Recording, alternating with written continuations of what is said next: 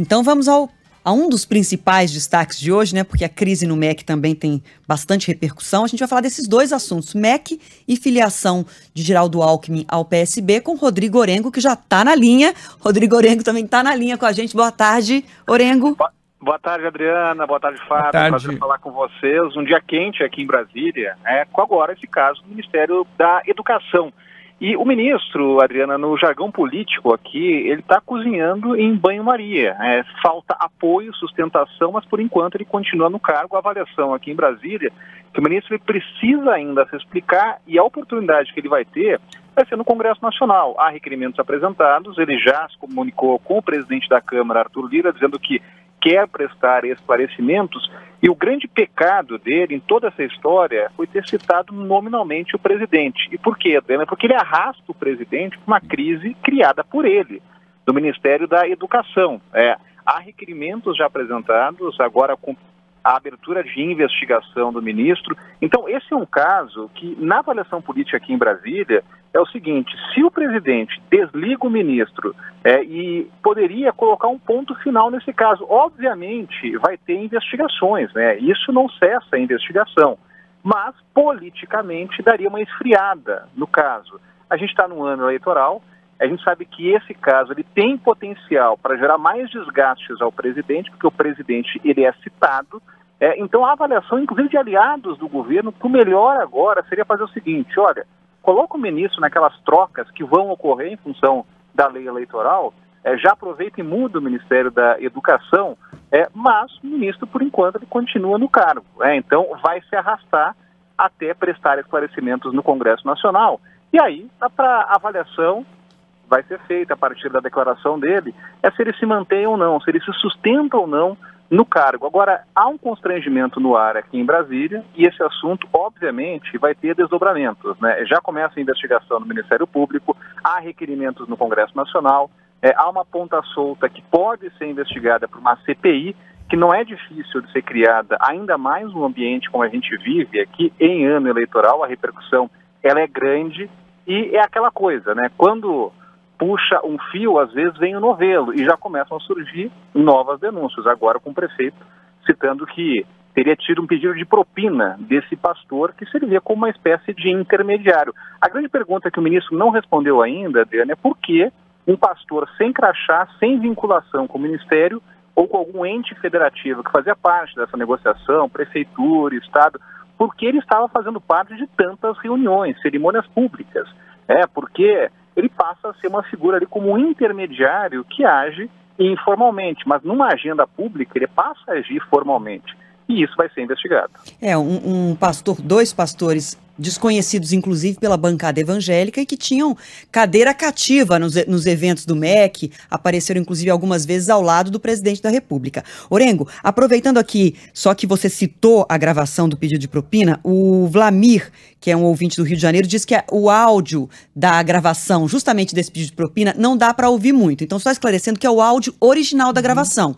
E o que está sendo dito ali é que o pastor colocou como negociação, segundo o prefeito da cidade de Luiz Domingues, no interior do Maranhão, é que ele pedia 15 mil em antecipação e depois 1 quilo de ouro, que significa em torno de 300 mil reais, na cotação de hoje, para liberar a verba do MEC. Esse é o ponto grave de que esse pastor, que não é funcionário do MEC, que não tem nenhuma conexão com o governo, chega a negociar nesses termos a liberação de dinheiro. Agora, Orengo, repercutindo com você justamente a posição da bancada evangélica.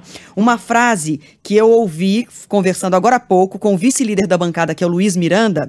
Ele disse o seguinte: ministros em outros governos caíram por muito menos. É uma vergonha só de ter a voz do ministro nas gravações. Se referindo àquela primeira gravação em que o ministro Milton Ribeiro diz que a prioridade é dar preferência para os amigos dos pastores. A bancada, pelo que eu apurei, Orengo, não vai pedir a demissão dele imediatamente, mas a pressão cresceu muito porque os próprios parlamentares integrantes dessa frente não tinham esse acesso tão privilegiado, digamos, ao MEC, não é isso? E esse é um problema, viu, Adriano? Sabe que do ponto de vista político, esse é um ministério que ele é muito disputado.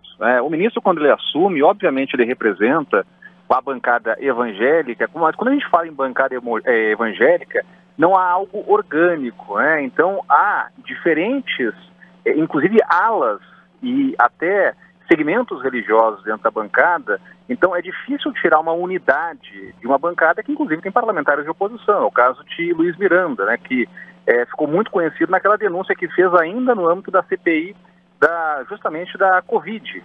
E é interessante como esses dois casos eles se entrelaçam, porque lá na CPI da Covid, o que ficou claro também era a presença de intermediários, pessoas que não tinham ligação direta com o Ministério da Saúde, mas mesmo assim participavam de reuniões, né? Então é claro que tudo tem que ser esclarecido. O grande problema do ministro é a falta de apoio. Apesar da bancada evangélica não pedir a cabeça do ministro, o fato de não estar apoiando, defendendo o ministro publicamente é um grande problema para o ministro. E esse cargo, o Ministério da Educação, diante de um grande e um dos maiores orçamentos, ele é muito disputado principalmente por parlamentares do Centrão, que é a base de apoio hoje do presidente. Tanto que um dos órgãos citados, o FMDE, ele está liderado, comandado pelo Centrão, né? Então é claro que nos bastidores começa também uma disputa já pensando que o ministro pode cair. Vamos trocar de assunto agora, mudar a pauta?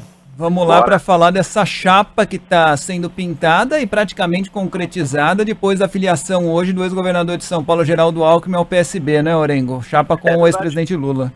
E um simbolismo enorme, né, Fábio? Porque Geraldo Alckmin, até outro dia, era um opositor do Partido dos Trabalhadores, né? Qual é o simbolismo? De que o PT está se abrindo por uma aliança, o PT que sempre foi muito criticado por se fechar em pequenas coligações, em ter dificuldade, inclusive, de negociações do âmbito nacional, de abrir, por exemplo, cabeça de chapa em estados importantes para ter um apoio de um partido do quilate aí do PSB, e vai ter que fazer isso. Vai ter que abrir mão de cabeças de chapa para ganhar o apoio do PSB, uma figura do Geraldo Alckmin, o que o ex-presidente sonha aí com uma chapa que tenha Alckmin, e possa, inclusive, mostrar aí uma abertura de diálogo, né, com pessoas que antigamente eram opositores do presidente, ex-presidente Lula, e do Partido dos Trabalhadores. Agora, interessante, Adriana, que Geraldo Alckmin vai ter que enfrentar, primeiro, resistências dentro do Partido dos Trabalhadores, né? Tem figurões do PT que são contra essa aliança. É o caso do ex-presidente do partido, figura importante dentro do PT, o Rui Falcão, que faz questão de lembrar embates que teve diretamente aí com Geraldo Alckmin quando ele era governador de São Paulo, né? O caso de reivindicações de professores, também do que ele chama de arroxo, sempre foi acusado pelo Partido dos Trabalhadores por ser, no que chamam, principalmente a esquerda, né, um neoliberal, mas é um simbolismo de abertura do PT para tentar construir uma frente mais ampla e bater de frente com o presidente Jair Bolsonaro. Enquanto Geraldo Alckmin vai se alinhando com esse presidente Lula, do outro lado do polo, a gente tem o presidente Jair Bolsonaro também já praticamente definindo um vice-presidente e escolhendo aí um militar novamente, né, que é o caso do general Braga Neto. Sim, Orengo, a gente separou aqui 2 trechinhos da fala de Geraldo Alckmin no momento em que oficializava a filiação ao PSB, justamente defendendo, dando o tom aí do que vai ser a defesa dele dessas divergências históricas entre PT e PSDB, que era o partido que ele esteve nos últimos 33 anos. Vamos ouvir a defesa de Alckmin nesse aspecto, de que as divergências ficaram no passado. Alguns podem estranhar. Eu disputei com o presidente Lula a eleição em 2006, fomos para o segundo turno, mas nunca colocamos em risco a questão democrática. Nunca. O debate era de outro nível. Nunca se questionou a democracia. Democracia é um valor, é um princípio, é respeito às pessoas. E o outro trecho que nós separamos aqui para o nosso ouvinte acompanhar, o que disse Geraldo Alckmin hoje, é justamente quando ele foi questionado do ponto de vista dos programas, das ideias econômicas para o Brasil. Um jornalista perguntou sobre o fim do teto de gastos que o pré-candidato Lula tem defendido e também sobre mudanças na reforma trabalhista, que são pontos que Geraldo Alckmin não concorda. E veja o que ele respondeu. Eu não posso falar em nome do presidente Lula, mas eu quero dizer que a história dele é a história do debate, de buscar conciliação. Essa é a história. Eu acho que eu não tenho dúvida de que ele sempre, nas grandes decisões, vai ouvir, procurando sempre buscar o melhor. Em relação à questão fiscal, se você pegar quanto era a dívida PIB quando o presidente Lula entrou e quando ele saiu, você vai ver que é muito menor. Quer dizer, na realidade, isso é um exemplo aí de responsabilidade fiscal, né, com redução da dívida em relação ao PIB, foi no governo do presidente Lula. É isso, é o Alckmin de 2022, candidato a vice na chapa de Lula, ainda que hoje ele tenha sido muito cauteloso em dizer que não era o anúncio da chapa, mas todos sabemos que essa chapa está negociada.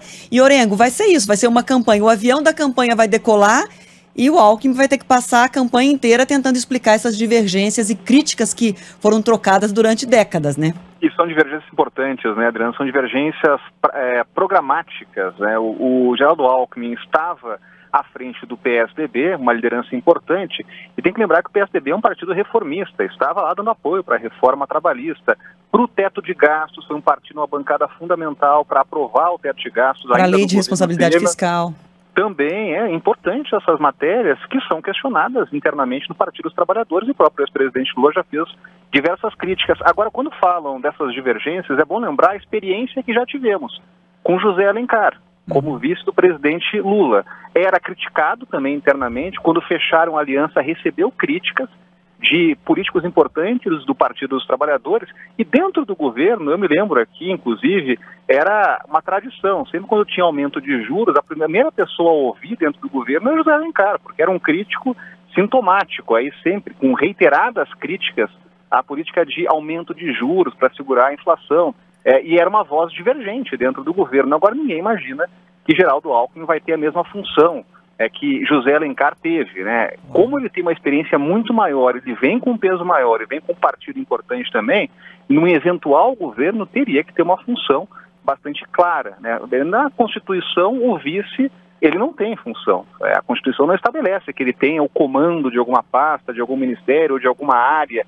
Ele está apenas lá para substituir o presidente, mas Geraldo Alckmin deverá ter, se tivermos um governo do ex-presidente Lula, uma função bastante definida. E naquela época, José de Alencar tinha que se defender não é bem a palavra, mas tinha de se explicar, fazer as suas justificativas nos bastidores, né, Orengo? O Alckmin, além dos bastidores, tem que se preocupar com os eleitores, porque ele é, de fato, uma figura pública hoje, muito maior do que era José de Alencar. José Alencar naquela época, né? E talvez Alckmin seja, a gente está com o tempo estouradíssimo, mas é bom a gente falar a respeito disso, talvez seja o vice, desde a redemocratização do Brasil, que vai ficar sob a luz dos holofotes mais tempo. Eu não lembro, de fato, de um candidato a vice-presidente sob os holofotes do jeito que certamente vai ficar Geraldo Alckmin, uma chapa tão pesada como essa, com dois pesos pesados. A gente teve lá em 98 a chapa Lula-Brizola, mas eram dois candidatos ali que se alinhavam à esquerda. Dessa vez não tem isso, não é, Orengo? E é uma diferença importante se aponta, Fábio. Agora, convenhamos, né, com Geraldo Alckmin numa eventual presidência, ele pode ser tudo menos um vice decorativo. Lembram muito bem dessa expressão que foi utilizada, né? Porque, obviamente, ele vai ter que assumir uma interlocução, uma negociação, e, mais uma vez, ele representa uma abertura dessa chapa, inclusive ao mercado, né, que enxerga e pode enxergar com desconfiança, mas com uma figura como Alckmin na vice-presidência, assim como tinha José Alencar, também uma sinalização de abertura para o mercado, né? Agora tem muita água para rolar aí até as eleições. Pode ser um Rivotril para o mercado.